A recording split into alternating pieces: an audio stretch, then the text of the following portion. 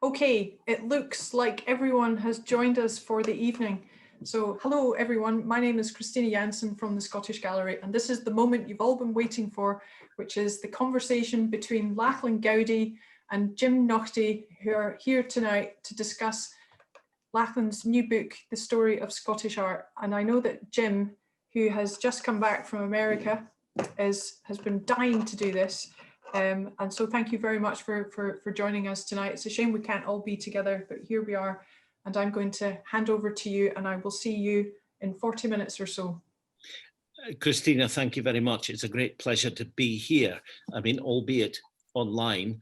And it's a huge pleasure to welcome all of you who are joining us to this conversation, as it were, at the Scottish Gallery, facilitated by it online, where, as many of you will know, there is currently an exhilarating exhibition of Lachlan Goudie's paintings, through which he gave us all, those of us who were online, an intriguing tour last night. And Lachlan, it's great to talk to you. We're, whatever it is, 400 miles apart. I'm in Edinburgh, you're in London, but there we are. That's the story of life. It's wonderful to be here, Jim. Thank you so much. Modern technology and this crisis that we found ourselves in has allowed for some other ways of talking to people across the country. So there's a small silver lining there, I think. Well, it is. And a lot of people will see images in the next, 40, 50 minutes from your wonderful book that will encourage them not just to come and see your own pictures, but to think about it. And I would hope order the book, preferably, I should say, from an independent bookseller who can deliver it just as quickly as certain other outlets. Anyway, this is the story of Scottish art, which I do commend to you all. You may have seen, of course, the television series Travelling, sort of round this territory. But I should tell you that the book, which is beautifully illustrated with great plates, Thames and Hudson, is an absolute delight. It doesn't simply tell the story, and this is the secret of the book, through the biographies of artists, of painters and sculptors and so on, but it weaves the national story from earliest times through the ages that have allowed artists, whether they were working in stone or whatever in pre-Christian times, working on fabulous altarpieces in the post-Roman period, through the Middle Ages to the Enlightenment, and then on into our own time. It's not simply a book for people who care about the history of art per se. It's a story of our own corner of civilization, which you know in Scotland is rather precious and special. And the breadth and the warmth of the book, I think, is quite remarkable. And I should say that Lachlan and I are going to be guided, thanks to him, over the next 3/4 of an hour or so, by a selection of images from the book, which are going to serve as jumping off points for conversation. Our discipline is not to allow those conversations to become, half an hour for each image. And all I have to be aware of is that we shouldn't get carried away. Lachlan, it's great to be with you. And I want you to flash up the first image. And it's a very striking one because it is a family portrait. Your father was a very serious painter and a celebrated figure in the art world of Scotland. And it's intriguing that you want to show this picture in which you appear as a baby of what, a few months old, a few weeks old? That's right, Jim. This is 1976. I was born in March of 1976. And looking at this, I think I must be 6 months old or so. So I was thinking that this must place us in the very hot summer of 1976. And my father, who is standing there in his magnificent flared trousers and velvet waistcoat, was very keen throughout our lives to paint our portraits. And Dad, as you say, he was a great painter. I admired him hugely and learned from his work all the time. But he really saw himself as part of a great tradition of painting. He was proud to look into art history and try and emulate his heroes. And so he would confect and create these enormous canvases. This painting must measure about 8 feet by 7 feet or something like that. Gosh. It is tremendous. It's in Paisley Museum and Art Gallery. And for him, it was like his version of Van Dyck.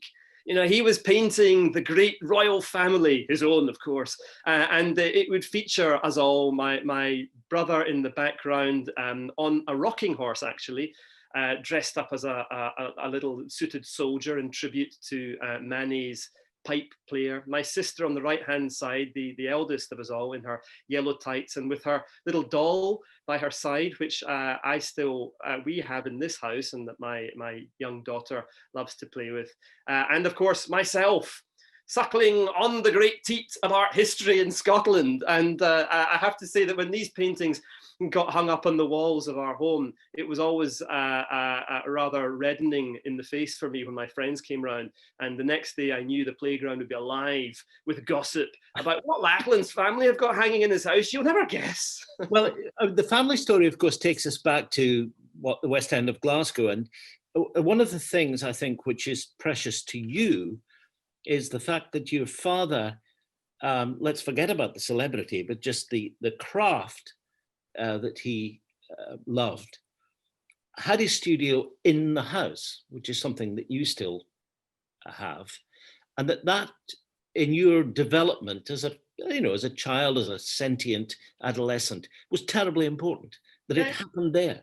It really was. And I think that, I've had studios outside of my home, and I very consciously, when we moved into this house where I live in London, wanted to work where I knew I could be close to my family, because I remember how important it was for me not only to have my father present every day of my life, but to be able to stumble into that room very casually and observe what was going on in there, because it was, as I grew up, the evidence, the enacting of a fact that I think many people who are not born into creative families, possibly have to get over this hurdle of understanding that being creative, painting or writing or making music, can be an activity that you do every day. It can be a job, and it is vulnerable to the vagaries of inspiration, or the good days and the bad days, but it is a real part of life, and it's not just an accessory. It was in our home central to our well-being, to our understanding of the world, and Dad animated that building with his enthusiasm and his swearing when it was going badly. And I have to say, Jim, in the background to a lot of this, Radio 3 was playing perpetually on the radio in our hallway. And in the 80s, you popped up, I'm pretty sure, commentating and introducing. So there you go. You're part of the picture too. It's nice of you to remind me of that. I mean, you make a fascinating point about the centrality of, artistic endeavor in your family. And it wasn't just that it was always there. It was a kind of compulsion. And I think, take us to your next image, because I think this is one that suggests to us all how fundamental to, human existence, the urge to create something beautiful can be. And tell us the story of this, where you found it. Well, I think it's fitting that, this is an object called the Westray wife, which is over 5,000 years old. But that title, the Westray wife, is one of the first things that endeared it to me, because it is this signifier of family. This art, we have a tendency today to place it all on a pedestal, to put a rope in front of it, to not get too close. But in my family home, art was just the currency of every day. It was lying on the floor. It was kind of swept aside when the Hoover went by. It was something that you kind of brushed against every single day. And the Westray wife, which is a small carved piece of sandstone, it measures only about 41 millimeters in height, was discovered on the Isle of Westray in the Orkney Islands. And it was found within the ruins of a Neolithic settlement, where it's understood that it was possibly placed within a barn where the harvest would normally have been collected as a tribute, a final offering to the homestead when the community actually moved on. And what we have here is thought to be the very first carving of a human figure ever discovered in Scotland, and very possibly in the United Kingdom. This is as ancient as Scottish art gets, and it is a representation of a human form. Let's talk about dates here. I mean, not in detail, but we are talking about what, between 2,000 and 3,000 years BC? Yeah, 2,500 to about 3,800 BC, which is a wide margin of error. It certainly is. But it places it within this extraordinary kind of netherworld where, I mean, when I began this project, first with the TV series and then the book, I mean, I did believe to some extent that our ancient predecessors were kind of bare-skinned barbarians who are just kind of fighting to survive. And one of the most remarkable aspects of the experience has been this ability through writing the book and making the programs to sort of reach across time and reach across those millennia and almost touch the hand of someone creating all that time ago with a realization that, oh, we're not the same people, but the same urges, the same instincts that propel me through my day in the studio were to some extent evident in people's thinking way back. Well, exactly. And we're zipping through the centuries, just as you suggest we can and should, right through to, roughly speaking, 800 AD. So, a couple of millennia past at least. And we're talking here about a period where people use the phrase the Dark Ages. I mean, a hopelessly inadequate and maybe insulting and useless phrase. You've chosen an image of the Book of Kells. Now, I mean, we're talking here about something which is, perfection of its time. Just take us back to that time and what this still says to you and means to you as you look at it. Well, I mean, the book, The Story of Scottish Art, does sweep its way through an extraordinary arc of time. And I don't really make any apologies for that, because I found this ability to sort of accelerate like Jackie Stewart through history and arrive at different, get out and drop off at different points, really compelling. And this, the Book of Kells, was created, or started at least, in a monastery on the island of Iona, as you say, we think around 800 AD.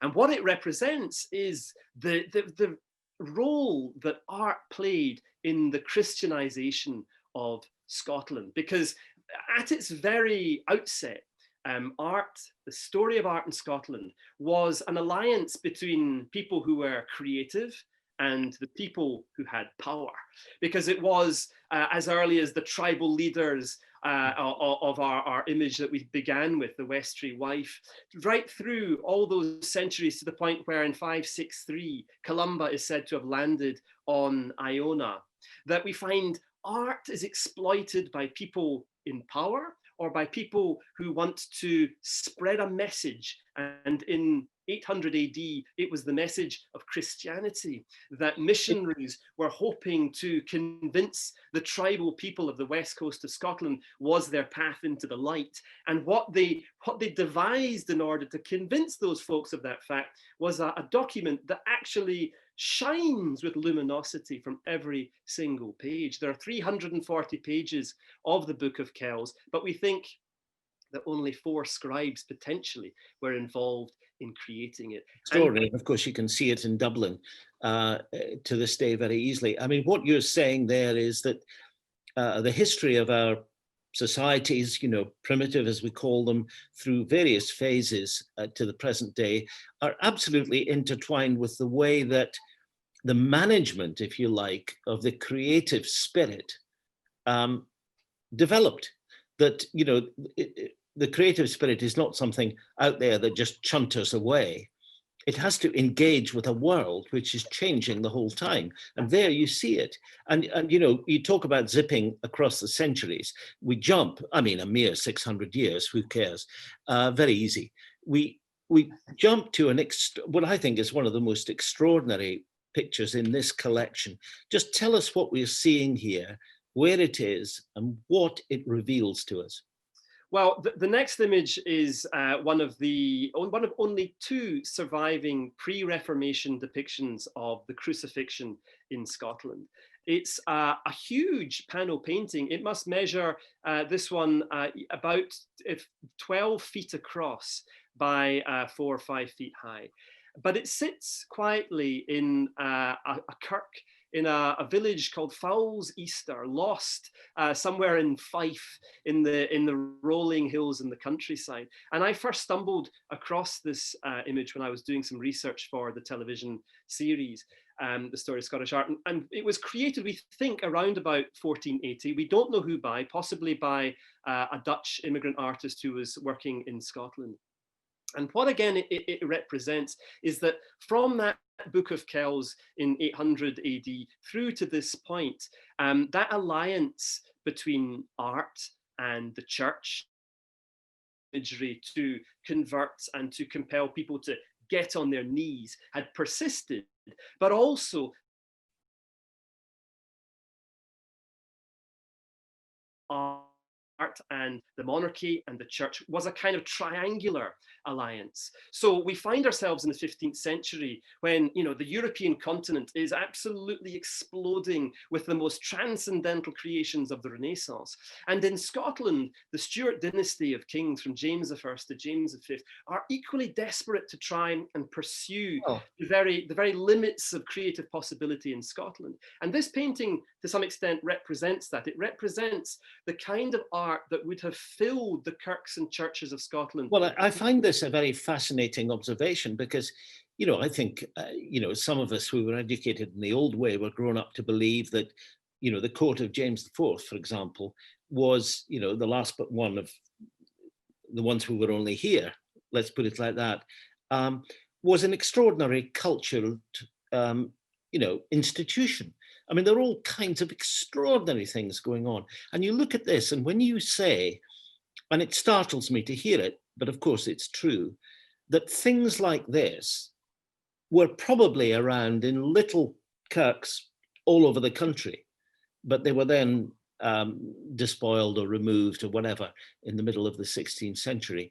I mean, it's amazing to think what we might have lost. It is amazing. And when I first encountered this painting, the thing that struck me was, as I mentioned earlier, I mean, this is not Renaissance art at its most elegant, but it is Renaissance art that speaks of the earth. It speaks of the local community. It has There's a naivety to it. I mean that in the best sense. Yes, and that naivety, that kind of thickness to the figures and almost caricature level to the portraiture of these people ties it so solidly, I think, to you know, the rural community of Scotland in which this painting took centre stage. It is a right knockout of a painting, but one of the most extraordinary things about it, of course, is that it itself bears the marks, it bears the scars of the Protestant Reformation, when such imagery was decreed to be intolerable, and the kirks of Scotland were raided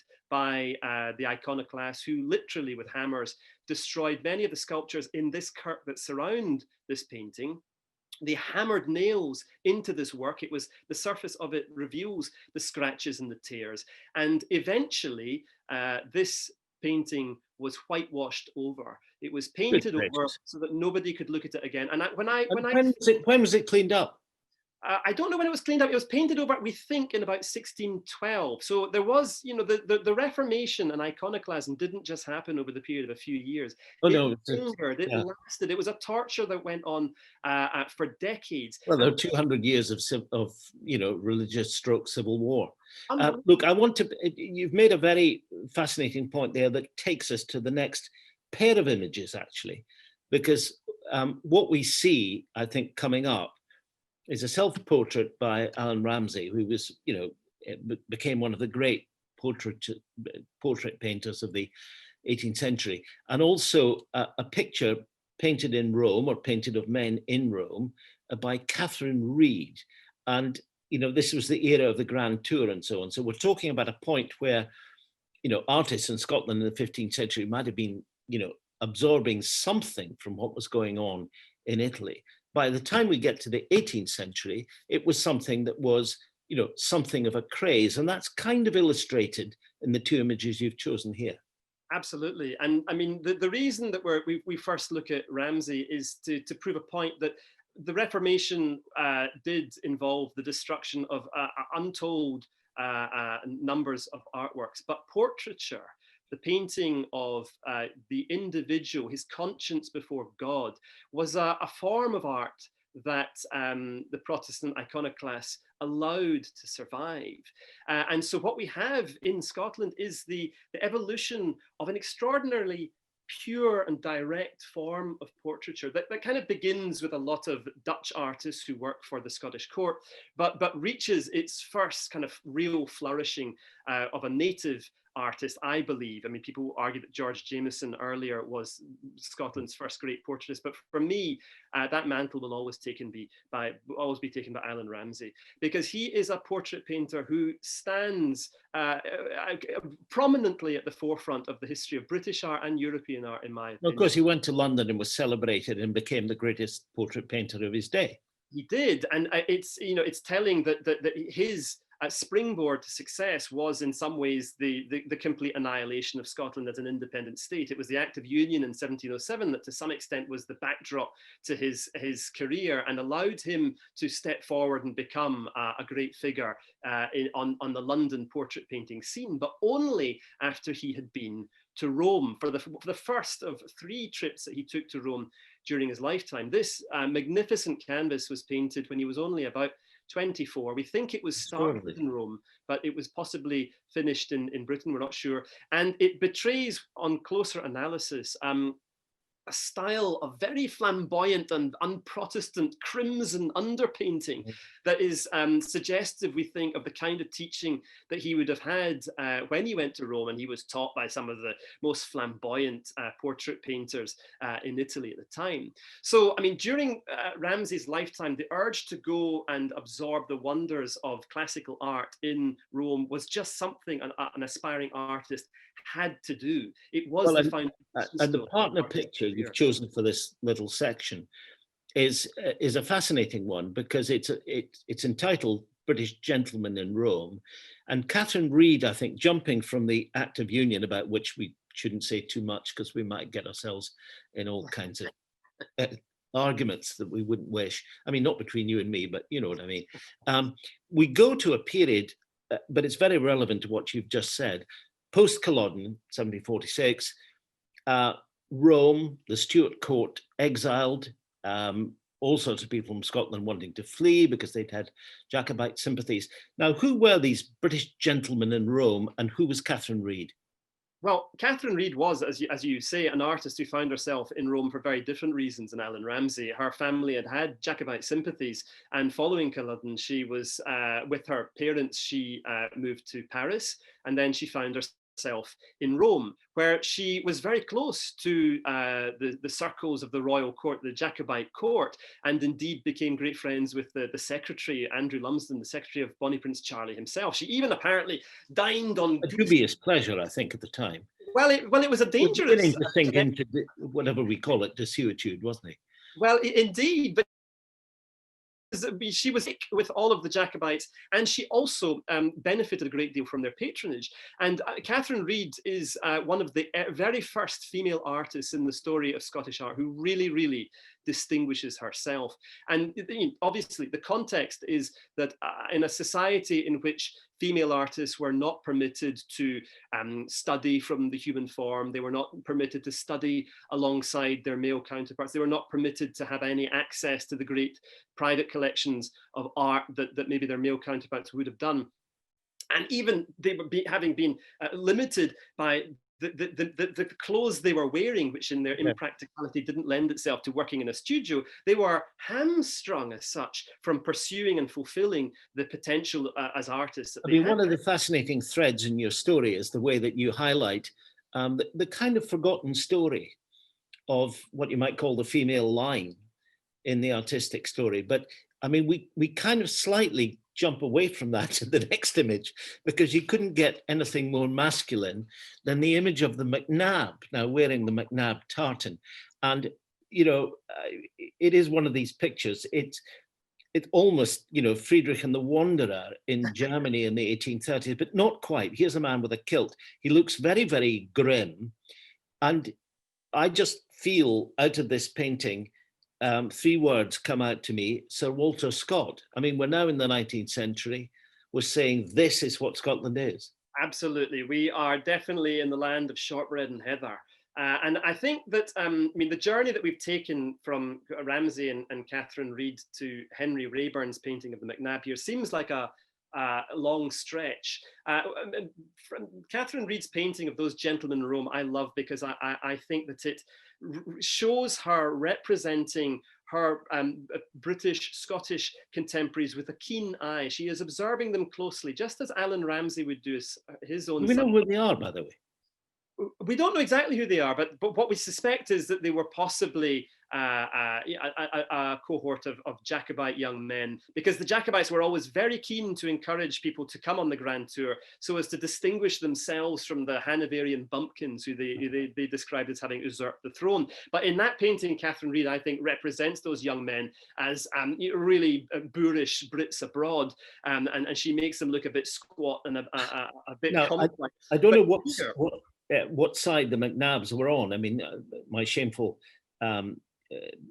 lack of detailed knowledge about Culloden and all the rest of it, where the MacNabs stood on the field of Culloden in 1746. But he looks to me somebody who's pretty happy with the status quo in the early 1950s. I think the MacNabs would have been, like many families, very careful to have a foot in both camps. Indeed. Because this is a portrait of a performer, and we are at the very heart of Romanticism here. We are at the moment when in history Scotland becomes a blockbuster.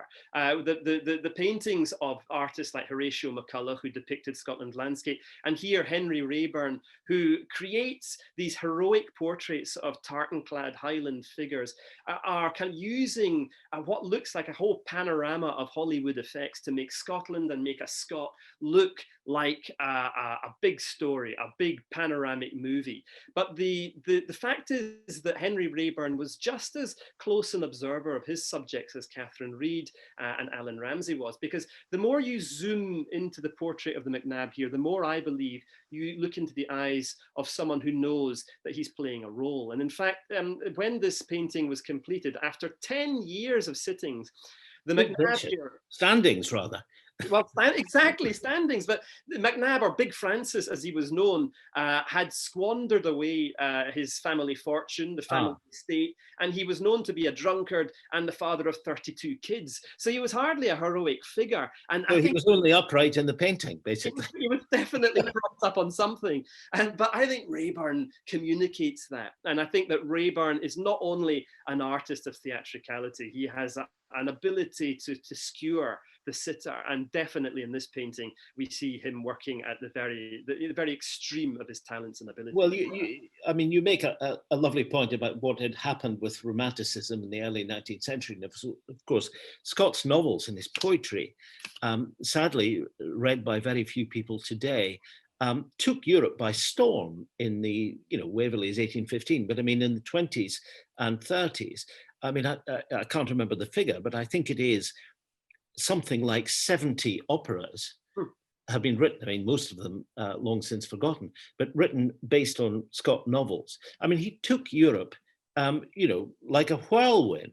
And I think the idea of Scotland as, a romantic place where extraordinary things happened was something that was embedded in the European spirit. Yeah, it really was. I think we have a tendency to look at these kinds of paintings and perhaps think about the literature of Walter Scott with a bit of a sneer. Yeah, we associate it with, the shortbread tin cover or the calendar that you buy in the tourist hat shop. Or Balmorality.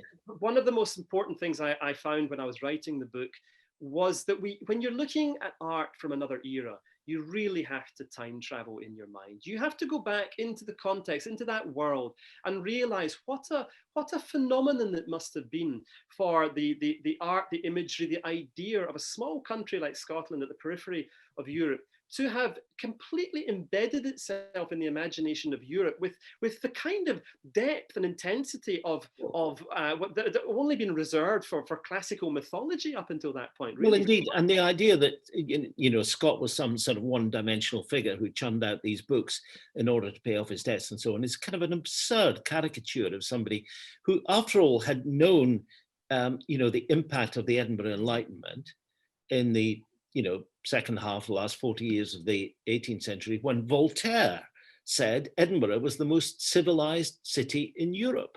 Absolutely. And that was the city in which Scott plied his trade, and to which, of course, he brought back the monarch for the first time for 200 years for a regal visit in 1822 with George IV. But, leaving that particular episode aside, which he choreographed, of course, I mean, he's a much more complex and richly textured figure than is sometimes given credit for these days. Absolutely, and he did have an impact on a lot of Scottish art. He was portrayed by Raeburn, and you mentioned correctly, he oversaw the great arrival or the great visit of King George to Scotland, an event which was depicted in paint by Sir David Wilkie, much to his chagrin, because Walter Scott kept demanding that he change the depiction of the scene that he had chosen to paint of King George arriving at the gates of Edinburgh, and he had to change it and correct it, and it literally drove David Wilkie to a nervous breakdown. We don't have a Wilkie image here, but if you move from Ramsey to Raeburn, I mean, Wilkie has a place in that story, doesn't he? Yeah, quite absolutely. An important place. The storytelling in his pictures. Yeah, Wilkie is another artist who gets a hard rap. He is seen as a sentimental artist of cozy Scottish narratives. Curled up dogs in the corner. Exactly, and he was much more than that. He was a documentary reporter. He was a painter of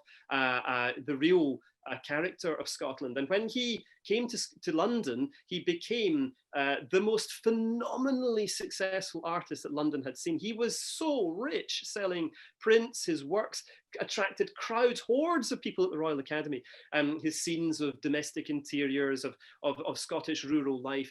And one of the things that I think began to shock him, and I think that, I can vouch for the tension myself as a Scottish artist working in London, was that sense of being uprooted from his own country and always being identified as an outsider while still in London. So he was expected to paint scenes of a Scottish character. He was expected to paint slightly amusing tales of provincial Scots on canvas. And when he began to move away from that and broaden his horizons, his clientele really struggled to accept the new direction that he was taking. But David Wilkie is a hugely important figure, and the move from the romantic imagery that Walter Scott was creating into the latter part of the 19th century, when one of the most important and popular movements in Scottish art evolved, namely the Glasgow Boys. David Wilkie is a transitional figure in that, because he is one of those artists who's directing people's attention away from the monumental landscapes of Scotland, the shortbread idea, towards something that is more realistic. And that is something that the Glasgow Boys took up in their late 19th century representations of rural. Well, it's very interesting, because you're taking us in the next image, as it were, from the Trossachs to the Moulin Rouge, which is a pretty long journey.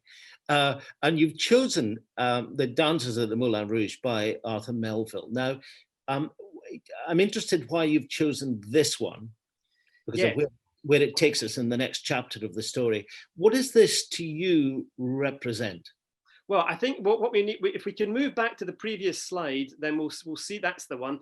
This is, for me, one of the most important paintings in the story of Scottish art. Arthur Melville was born in Fife. He was an absolute hero to the group of artists who became known as the Glasgow Boys, and whose raison d'etre was to paint the countryside of Scotland, to paint the working people of Scotland with a new kind of authenticity. Well, it was rather like what was happening, grand opera in the 19th century was transmogrified by a lot of writers in the musicians in the late 19th century into what they called verismo, that they were portraying real people. They were getting away from, grand ducal palaces and all the rest of it. And exactly the same was happening in the artistic movement here. Absolutely, and I mean this I think was a pan-European movement. I mean, fueled by the sort of realist painters in France, and indeed the realist writers in French literature, who were turning the lens not away from grand stories of monarchs and into onto the urchin in the street, or the peasant pulling up cabbages or kale in the field, if you like. And so Arthur Melville was a hero to the Glasgow Boys, but he was at the sort of periphery of that group. He never committed himself to the Glasgow Boys group, and although he did follow in the path that many of them took, he went to Paris and he studied at the Académie Julian, the private art school in Paris that was frequented by huge numbers of international art students who flocked to Paris at a time when it really was the very center of the art world. But Arthur Melville then chose not so much to return to the rural subject matter of Scotland that his contemporaries favored. He instead went to the Middle East. He went on this extraordinary 2 or 3 year adventure from around, I think it's about 1882 or 1883, from Cairo to Baghdad. It took him across deserts. Pretty heavy stuff in those days. It was, I mean, absolutely still heady stuff today. I wouldn't let it go. But it was a phenomenal journey, and he documented every step of it with in his sketchbooks and in his watercolors. And watercolor is the medium that distinguishes Arthur Melville. It's not a medium that is naturally associated with Scottish art. It's much more, I think, associated with the great English watercolor painters. But in my opinion, Arthur Melville is one of the greatest watercolor painters in the history. What about this picture itself? What's the story behind it? Well, following his return from that extraordinary Middle Eastern adventure, he returned to Paris where there was a big exhibition being hosted, the Exposition Universelle. And in Paris, on this occasion, there were multiple exhibitions springing up all over town where you could see the most revolutionary art being exhibited. The work of Van Gogh and Gauguin was to be seen. And Arthur Melville spent a while in Paris, and on one occasion he was joined by sergeant, in fact, and they toured the exhibitions. And I think after a day when their minds were heady with great art, they decided to hit the nightclubs, and they went to the cabarets of Montmartre, and they moved from one drinking den to another. And eventually Arthur Melville took out his sketchbook, and he began to create, on this occasion, very possibly fueled by champagne, alcohol of some sort, to create the most astonishing abstract watercolors, which were sort of evocations of the shrill frenzy of excitement you must have experienced that evening in the nightclubs of Montmartre. And this painting, in which we just find these abstract clouds of color flooding the one into the other, was painted. It possibly wasn't in the Moulin Rouge. The title is a bit deceptive, but it certainly was in one of the dance halls of Montmartre. Right. And it simply communicates to me that excitement, that transgressive hedonism that he was experiencing. Arthur Melville was not an abstract painter, but a work like this, which I have seen and held myself in the National Galleries of Scotland, when you get close up to it and you see the granular detail of the movement of the colour from one area into the other, I promise you, this is not just an accidental tumbling of the paint tubes. This takes control to work in this manner. It takes knowledge to and not allow the flooding of the colours to simply become a sludge. It's a beautiful painting, and it's the cover of the story of Scottish art for all those reasons. In a way, Lachlan, in this little journey that we're trying to do in less than an hour, it's the kind of gateway to the 20th century, isn't it? Yeah, I mean, Arthur Melville is a real linchpin. Not only was he associating with the Glasgow Boys, but he was the godfather of the brother of a young artist, Francis Cadell or Cadell, depending on which side of Scotland you come from. And he advised the parents of Francis Cadell to send their 16-year-old son to Paris to study in the Académie Julian. And Cadell did indeed go to Paris, but he was not the only Scot in that era who distinguished themselves after having studied there. S.J. Peploe and J.D. Ferguson were also Ferguson, particularly those Parisian pictures. We're talking now about, you know, the four most famous colorists. You've named three, and Hunter is the other. Yes. Who, of course, known to everyone who's watching, I'm sure. And you haven't chosen one of those pictures, but you've chosen as something that kind of leads us into that whole period.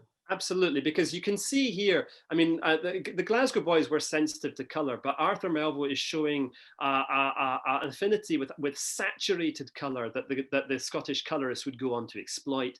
And the colourists were present in Paris at the moment when, you know, the avant-garde was reaching its most explosive moments with the birth of Fauvism and post-impressionism, the work of Matisse and André Derain being exhibited in the Salon d'Automne. And Cadell and Peploe and Ferguson and indeed Hunter were witness to these great exploits at the very moment that they were happening. And J.D. Ferguson, who I think really distinguished himself as the greatest, the most exciting, the most experimental of those colorist artists, himself became a member of the Salon d'Automne, the most radical exhibiting society on the planet in 1909. He was really working at the furthest edges of the avant-garde at a time when British art was largely pretty conservative. And whilst he was in Paris and working in France, very few people in Britain had any idea that he was out there. And yet in the next 10 years, you would have, you know, the first night of the Rite of Spring in Paris.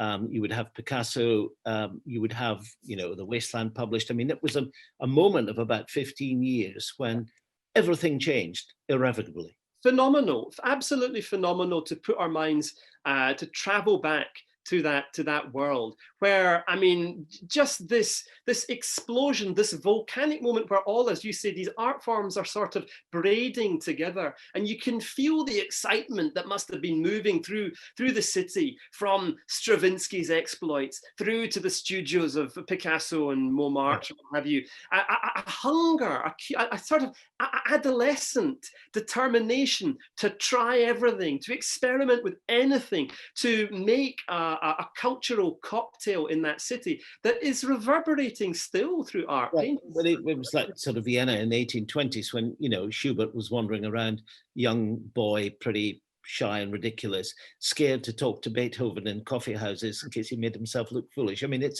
was that kind of thing, wasn't it? A moment. And absolutely. You bring us up, and you know, you're a Glasgow man, and Mackintosh must feature, but you've chosen not Charles Rennie Mackintosh, but Margaret MacDonald Mackintosh. And what are you showing us and why? It's important. Well, it's lucky that you mentioned Vienna, because the Vienna secession was the turn of the 20th century, the early 1900s, Yes. the moment when you know, Vienna itself takes on a mantle of being a capital of art and design. And in 1901. Charles Rennie Mackintosh and his then wife, Margaret MacDonald Mackintosh, who formed part of a group of young artists who were known as the Four, were invited to exhibit their designs in Vienna. Now, Mackintosh, Margaret MacDonald, her sister Frances MacDonald, and her future husband, McNair, all met at the Glasgow School of Art in the late 1880s, early 1890s. They were introduced to one another and they immediately clicked. And they began creating work together, often collaborating on pieces that was coloured by all kinds of influences: the arts and crafts movement, the ideas of Celtic design and artistry, mythology and fairy tale, Scottish baronial architecture and furniture design, all melded together in the kind of whole gamut of objects that they created. And one of the things that they produced, Charles and Margaret together very often, were gesso panels, rather like unlike this one, which were depicting kind of fairy tale subjects like the May Queen. Now, by this time, 1906, Charles Rennie Mackintosh has already designed and built the first wing of the Glasgow School of Art, the building on which I think his reputation really hangs as an utter genius. Mackintosh was distinguishing himself as an architect, but he still wasn't really renowned internationally as an architect. People didn't know what to make of his buildings, but there was an appetite for the furniture design, for the textiles, for the kind of decorative panels and that the we see. completeness of the vision. Completely. And so the designs that the four created for the 1901 secession exhibition in Vienna were a complete hit. The artists like Gustav Klimt, who was one of the leading figures in the Vienna secession, were completely bowled over by what the Mackintoshes were creating. And whilst they were in Vienna, they were wined and dined by various intellectuals and wealthy folk, including a chap called Mr. Werndorfer, who was associated with the secessionist movement, but he was also conveniently a textile millionaire. And he decided, as millionaires should do, that he was going to employ these young designers and architects to create a salon, a music salon for him in his home. And Margaret MacDonald Mackintosh was asked to design a vast frieze, which is the Seven Princesses, the work that we are looking at now. Now, Mackintosh, Charles Mackintosh and Margaret MacDonald were soulmates, creative soulmates indeed, throughout their lives. I think Mackintosh was the great churning power here, but Margaret MacDonald Mackintosh was essential to his creative spirit, to his direction. She will have been a sounding board, and she was often a collaborator in his work. It's unsure to what extent Charles Rennie Mackintosh was involved in the design or creation of this work, but we are pretty certain that for the large part, it is the work of Margaret MacDonald Mackintosh, and it is her absolute masterpiece. And of course, they were both rediscovered after years of shameful neglect by Glasgow. Probably, we can argue about the date, but sometime in the late 1980s. We've got to keep zipping through, Lachlan, or we're going to run out of time, because I do want you to spend some time on this, because your next picture is by Joan Eardley from the early 60s. And she's a particular favorite of mine, not only because I spring from the part of the country where she painted, landscapes and seascapes and all kinds of things, although this is neither of them. I mean, what a figure. Well, Joan Eardley is an absolute titan. And what she represents here, I think, is a movement in the second half of the 20th century, away from some of the influences that have dominated Scottish art to a large extent in the story that we've been telling. The art of southern continental Europe, the art of France and the art of Italy, was really in part the engine of Scottish creativity for many centuries. But in the latter part of the 20th century, or the second half of the 20th century, it was almost, there was this realization. What I say in the book is that, and in every Scot, there's a Calvinist dying to get out. We're always a bit worried to indulge in too much color, too much pleasure. And in this kind of second half of the 20th century, it's almost like we begin to realize, you know what, we've got a lot in common with Northern Europe, with that angsty, tortured expressionism that you can trace from the paintings of Grunewald to Munch. And that influence penetrated into Scottish art, partly through the arrival in Scotland of a number of Polish emigre artists who brought with them another kind of aesthetic. Jankel Adler was one of those Polish artists who had a great knowledge and experience of the work of artists like Picasso and Klee, and indeed Munch. And he met Joan Eardley. Joan Eardley, in fact, gave him one of her easels because she had such sympathy for his state of poverty that he was living in. But what we're looking at here is a kind of Scottish expressionism. We have a painting of two kids, most probably painted in the East End of Glasgow, where Joan Eardley had her studio. And it's one of the paintings that had the greatest impact upon me when I was a child, because this painting hangs in Kelvin Grove Museum and Art Gallery, my local art gallery. And because it represented a portrait of children, and because at home I was forever getting my portrait painted, I looked at this painting and not only did I find the style exuberant and exciting and different, but I could relate to the subjects. And of course, you're right, Joan Eardley is famous for her urban paintings, but the landscapes and the seascapes that she painted in Catterline on the Aberdeenshire coast in Your Hood are just the most powerful evocations of the Scottish landscape you could possibly imagine. She's a giant, and she's absolutely not admired or respected enough. And frankly, the Tate should be having a huge retrospective of Joan Eardley in this year, the anniversary, I think 20th anniversary, or I can't remember the number of her death.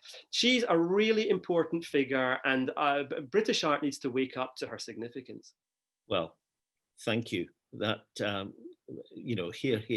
We're going to have a quick zip through the last bit of the 20th century. We can do that quite quickly. And then a last word. Just tell us why Bruce MacLean, for you, was the person who really established conceptualism in Scottish art. Well, in 1963, when Joan Eardley died, Bruce MacLean was a young student at Glasgow School of Art, and he took a train ride south to London because he, although he had been drilled and trained in the things that were still prominent in Scottish art schools, the traditions of painting, a kind of fine art that was infused by centuries of learning and influence. He was told that if he went to London, this was the place where he'd really learned to be an artist of contemporary importance and merit. And so he went to study at St. Martin's, which at the time was probably the most radical art school in Britain. The sculpture course was headed by a chap called Anthony Caro at the time, who was renowned for having just come back from America, where he was hugely influenced by the minimalist aesthetic that was erupting there at the time. He started to create sculptures out of industrial materials, bits of metal welded together, painted in bright colors and posed not on a plinth, but on the floor. And it made a huge noise. And he had a huge number of acolytes and followers at St. Martin's. And Bruce MacLean started off his time at St. Martin's creating sort of painting sculptures in that style, but very quickly he became the rebellious character which he continues to be, and we know and love him for. And in this work here, we find him kind of parodying the whole tradition of sculpture as we might think about it, and also parodying the work of Sir Anthony Caro. This idea that you could turn yourself into a living sculpture, that you could kind of dance around a plinth rather than just pose it on the floor. And what we're looking at, and what Bruce MacLean really represents, is the birth of an idea of conceptual art that was to flourish over the coming decades, and which today is really what the distinguishing facet of art that is emanating from the Glasgow School of Art, from which so many nominees and winners of the Turner Prize have graduated. In our last few minutes, Lachlan, I want to take you back, and you're talking as someone who works in a figurative tradition with a good splash of expressionism in there somewhere. But what's wonderful about the story you tell, you've told tonight in the short time available to us, but you tell beautifully in the book, the story of Scottish art. I repeat, you should order it from your local independent bookstore. The way that our culture and society in its various emendations and its various links with other places and with itself and its cultural background shapes what artists do and what they're inspired to do. It's fascinating just listening to you, because what's precious, it seems to me, about the Scottish story that you've told is if you look at what happened in Glasgow and in Edinburgh and indeed in Dundee and in Aberdeen from those art schools, which are still all thriving in their different ways, it's an amazing heritage, isn't it? It is an extraordinary heritage. And I think that I've written a book called The Story of Scottish Art, and I'm still kind of confused and ambivalent about whether there is such a thing as Scottish art. But I think what distinguishes the work of the graduates of all of those art schools that you're talking about is that there is and always has been this extraordinary curiosity. Scottish history as a nation has been marked by a determination, a need at certain periods to reach out, to make a leap, to the continent to absorb ideas, influences, and alliances from abroad that have nourished and informed the Scottish identity and Scottish creativity.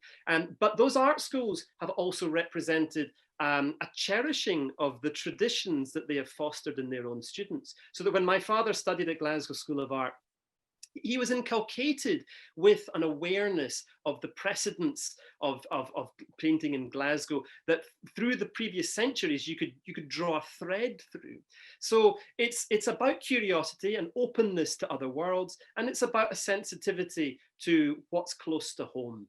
And I think that within those two poles, you find you're able to encompass a really powerful, exciting, and energetic creative spirit. And I think that has and continues to mark out the story of Scottish art.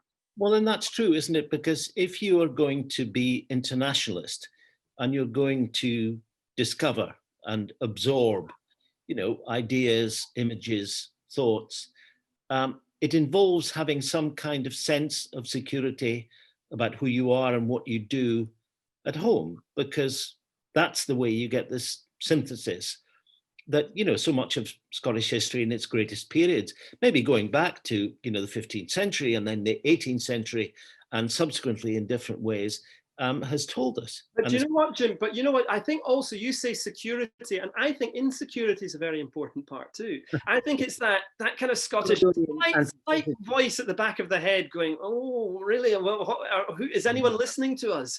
And so that kind of urges and pushes the Scot to kind of get the hell out there, make an adventure for yourself, find out what's going on elsewhere, and learn from it. Don't be intimidated. Never feel that you can't speak up, but be aware and sensitive.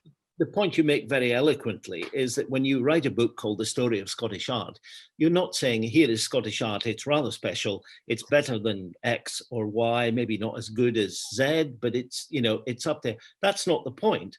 You're not saying it's better or it's equal. You're simply saying it's particular. I'm saying it's part been shaped, or at least it's been cocooned in societal terms by a particular history. Social, cultural, linguistic, all the rest of it. We could go on for ages. And that's the point about it. And that's all that matters, that it's different in its own way, and it should be celebrated and examined for that reason. Absolutely. And it is part of the wider international story of artistry and creativity that we should all be so proud of, and that we can delight in when we visit our art galleries that represent the works of art that we can find from across Europe and across the world. Scottish art is part of a global story, and that's why it matters. May it not be long before we can wander into galleries that we love without having to be 6 feet from the next person. Lachlan Goudie, thank you so much for being with us. People will have seen the series. They may not yet have seen the book, but they should. It would be a wonderful addition to any bookshelf. Thank you for being with us. And if I can say to the Scottish Gallery, loved by so many people in Edinburgh and far forth of Edinburgh, thank you for being the host for this evening. Jim, thank you so much. Lachlan, are you exhausted? No, let's keep going, eh? We could be here all night. I had one comment about Jim, about the way you look, Jim. It was my COVID beer. You look very Beckett. Oh dear. Well, I didn't want to put on the light behind because it would glare in the thing. So I look as if I'm coming out of the creature from the Dark Lagoon. I think you look excellent. That was a fantastic presentation. You kept on time. I just want you to know, Lachlan, that I've got 3 of your books in quarantine today because I left them out on my desk because I was working on your PowerPoint presentation. It's such a great book. I mean, honestly, and the Scottish Gallery is an independent business, so please do buy the book from us as well. And you still can come in if you're local, and it's actually really interesting coming in to see Lachlan's exhibition when you've had a look at his book, because he just becomes more and more fascinating. You're a fascinating character, Lachlan. I do have some questions, but you've covered so much. I love the Arthur Melville. And Joan Erdley's centenary is next year. The Scottish Gallery showed her work in her lifetime. We continue to show her work. We are putting on a festival exhibition of Joan Erdley's work. We have lots of surprises for next year. The market has caught up with Joan Erdley, but you're absolutely right. The Tate Gallery should be hosting a full retrospective of that woman's work because she is on fire. David had to look up the word shugly during the talk. He's Googled it. He has a new word in his vocabulary.